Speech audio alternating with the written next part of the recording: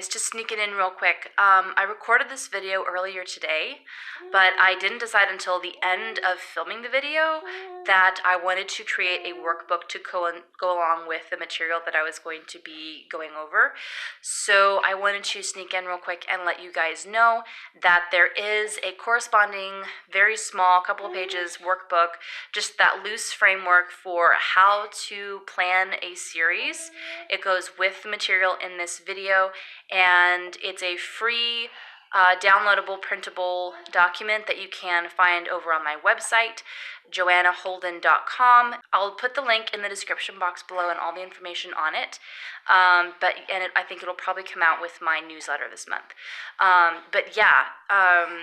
That's all that I really needed to say. I don't think I really mentioned it very well in the video, but I just wanted to sneak in real quick and mention that, and I hope you pick up your copy because it is free, and hopefully it'll be a lot of fun for you to go through. And let's roll the rest of the video. Hi everybody, welcome back to my channel. I am so excited about today's video. It's what I've been wanting to do for a really long time. If you're new here on my channel, welcome. My name is Joanna Holden, and I am an author of Christian fantasy as well as being a vlogger here on AuthorTube. Today's video is how to plan a series. Now, I've mentioned many times that I pretty much only write in series, so I feel like almost ridiculously comfortable in it. But I know that there are a lot of people who they have in their mind that they want to write this epic series, but they've never written in a series before. They've only ever written standalones. So they're not really sure how to go about the planning process when it comes to, covering the entire series before you even start book one. It's not like I took a professional college course on series planning 101. This is just from my own personal experience with having written many series and having worked in many series and continuing to work in many series, as you guys have seen on my videos. Just sharing with you just a basic framework that you can take and plug your own work into and play around with, kind of move stuff around, figure out your writing process. The thing to remember about planning a series is that it's very similar to planning an individual book. The same way that you have a writing process for one book, you are going to have a writing process for your series. And it may change between your series the same way that it changes in between individual books, and it will definitely be a little bit different between an individual or a standalone book than it is with a whole series. At the same time, though, there are a lot of similarities, and that's what I'm really going to be drawing from today. So are you ready to plan your series? Let's go. The first question that you may be asking, actually, before we even get into the how-tos, is do you need to plan your series in advance? This question may especially come across if you are a pantser and you're not used to having to sit down and figure out the details of something prior to that first draft. And in answer to this, I would say it depends on two things. The first is the kind of series that you are writing, which we'll get to in a second. And the second is how comfortable you feel with the series story. If you feel like you know pretty well what you want in every single book of your series from A to Z already in your head, then you may not have to do as much written down planning as someone who's they're making it up as they go through this planning process, and they're using the planning process to figure out the story. However, I would still encourage you, pantser or not, plotter or not, whatever your personal writing preference is, if you are writing a series that builds on itself, they're all interconnected, and you want things in the later books to be foreshadowed in the first couple of books, then you're going to want to do some planning. And that's what this is. It's a loose structure that you can adapt to your personal writing style, your personal writing process, and that you can just plug in your story to and kind of roll with it from there. It's not like a detailed checklist that you must follow strictly. It's just some ideas to get you going and to give you some kind of a framework to work with. Okay, so the first question is, what kind of series are you working with? Now, there are three, and in my mind, there are three basic types of series that you're going to find. The first is a standalone series. This is where all the books have a similar theme or tie-in, but the individual books are standalones, hence the name. You can pick any book, Any number, it doesn't matter. There's no reading order. They're all about different characters and different stories, but there is one central theme running through all of them. It can be what era they're written in. For instance, Jeanette Oakes' Women of the West, I think is what the series is called. They're all standalones. It does not matter what order you read them in. They're basically just all Western romances set in the same general time frame. My fairy tale series is going to be a standalone series. The main thing that ties them all together is that they are all fairy tales written in their classic original form. So people reading it know that there is something to expect from it. They know what kinds of stories they're going to be reading, and they can expect there to be some kind of a tie-in. But they can read them in any order, and if they miss one, it's not going to be a problem. If they read them backwards, like in order, it's not going to be a problem. That's the standalone series. The second kind of series is the episodic series. And this series runs more like a TV show, where you think about your favorite crime TV show. You have your main detective, your main policeman or woman, your main, whoever you've got going on. You've got your main character, and they're the person that you're following through the entire series. However, each individual episode, or in this case book, follows a different crime, a different mystery, a different this, a different that. The individual adventures are different. What ties them all together and what keeps you reading is coming back to the character or the family or this team of people that are working together. That's what's bringing you back every time, and they are going to be growing throughout the series as you learn more about them, and as they're growing as human beings. There's going to be a lot more emotions-based, emotions will be drawing you more because you're coming back to find out more or to get that close connection with those characters. So they do build upon each other a little bit, but not to the point where you have to start with book one and read in exact order and you can't miss any of them. It's more you can read them out of order if you want, and it's not going to do huge spoilers. And then the third and my personal favorite is the Saga series. In this one, think Lord of the Rings, Game of Thrones, Harry Potter, Hunger Games, you name it. If it's a giant series and they got adapted into a movie, chances are it was a Saga series. This is a series where you have to read the books in order, and each of the books builds dramatically on the next. They're set in a linear timeline. Everything is interwoven. There's multiple stories going on, and there's a ton of stuff that's going to happen in the end that gets foreshadowed and sprinkled through the beginning. The kind of series that you're working with is going to determine how much pre-planning you have to do, how long it's probably going to take you to figure stuff out before you can start on that first book. It's going to determine a lot. So, for instance, if you are writing an individual or a standalone series, then you don't have to know the storyline behind each book that's coming, because they're all going to be different. So you can just write them one at a time, willy-nilly, and as a new idea comes, add to it. It's not as important, whereas in a Saga series, you have to map out the entire thing and know every little detail about every little subplot and every little minor character, because they're all tied together. So if one of them falls through the cracks in the floor, then the whole thing just gets derailed. So there has to be a very tight knit story. There has to be a lot of planning that goes into it.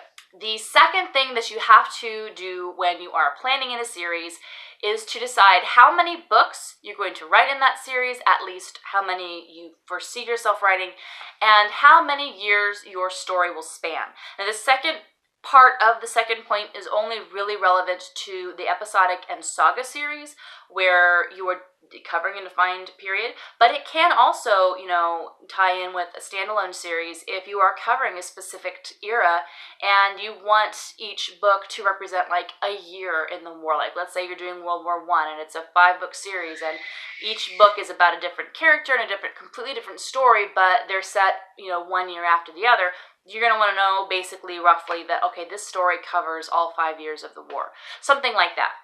But again, specifically for episodic and Saga series, you have to know how many years these books are covering so that you can better plot them later. Now, you don't have to know every single book that you might possibly do in the future, as far as if you want to prolong the series after what you already have in mind, or throw in a spin-off series or some companion books. However, it is always a good idea to have a guesstimate of how many books you are going to have in this series.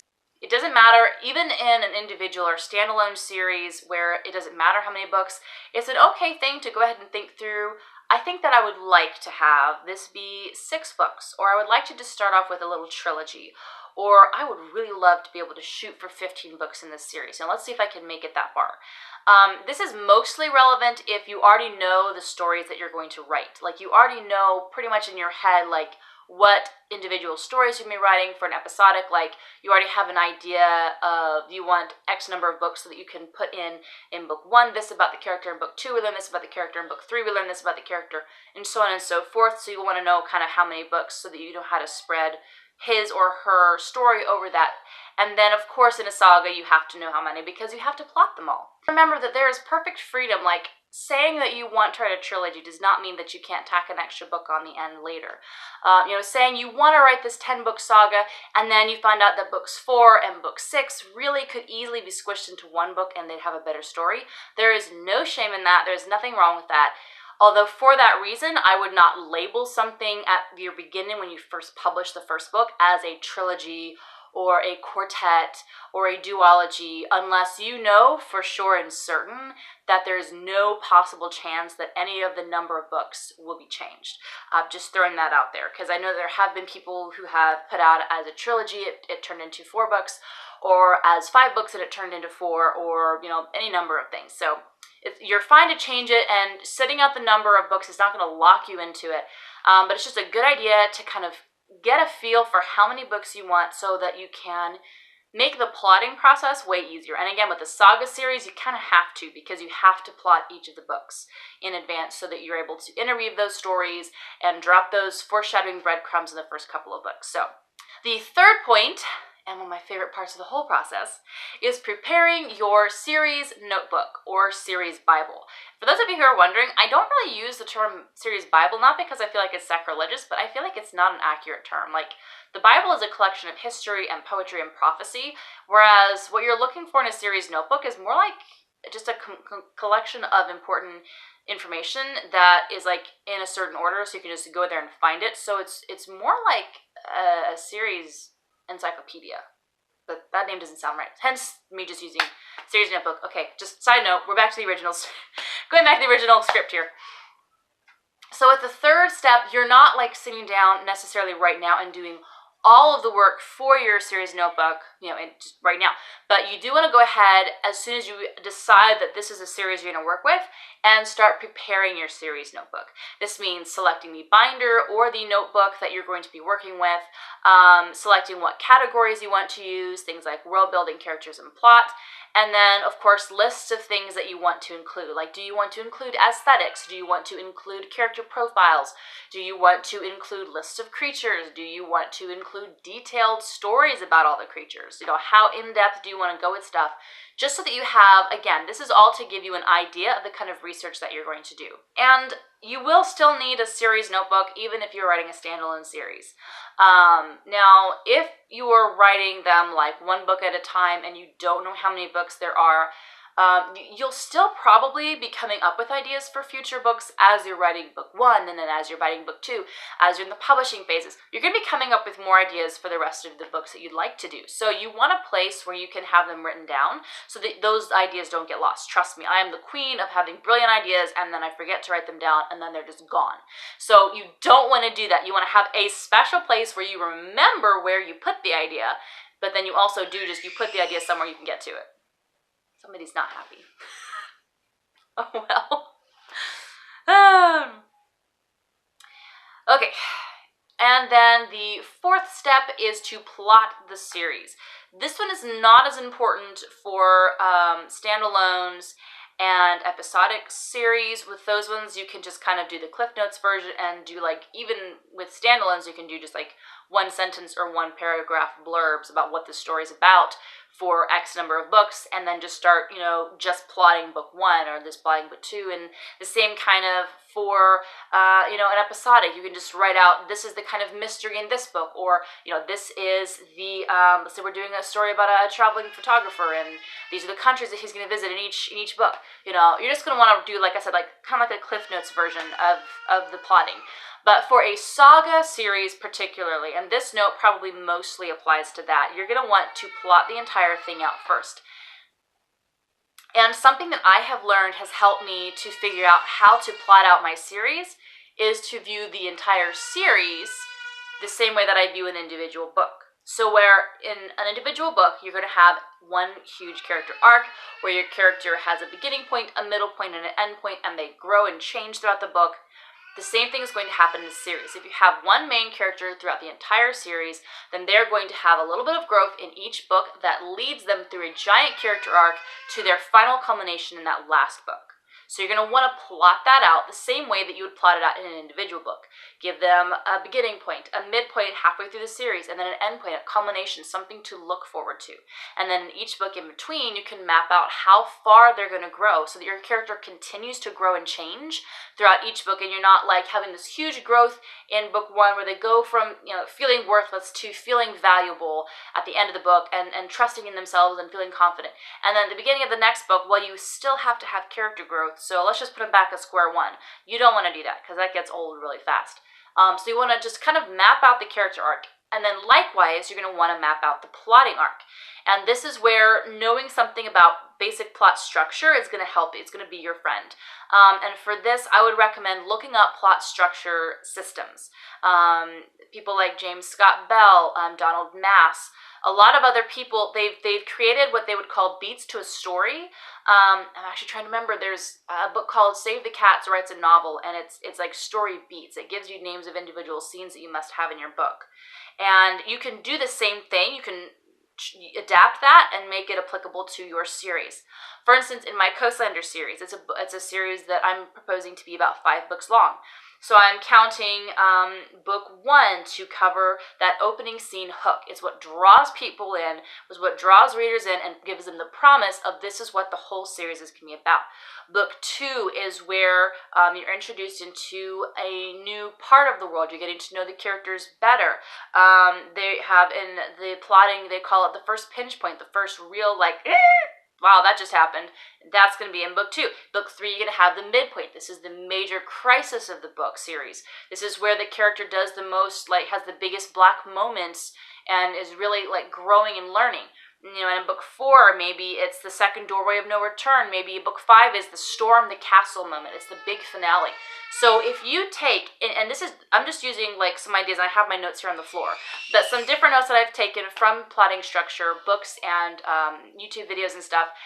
If you take your favorite plotting system for individual books and you just adapt it and apply it to your series, now all of a sudden you have a series that is not just epic and awesome for the story, but you're growing with each book.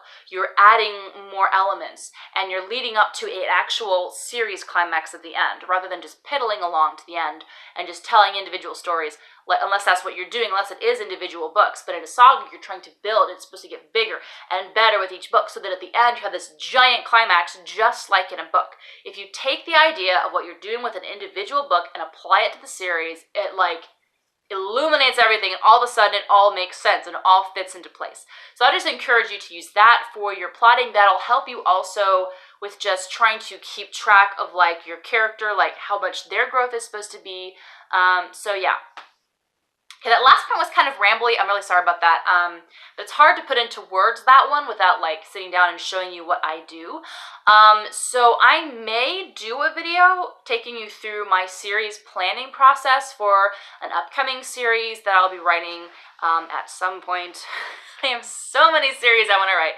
But just one that I may write someday, and taking you through the process of how I plan it, just to give you more of a hands-on kind of a video. And so write in the comments if you'd like to see a video like that, if you'd like to see how I do it and plan your series with me.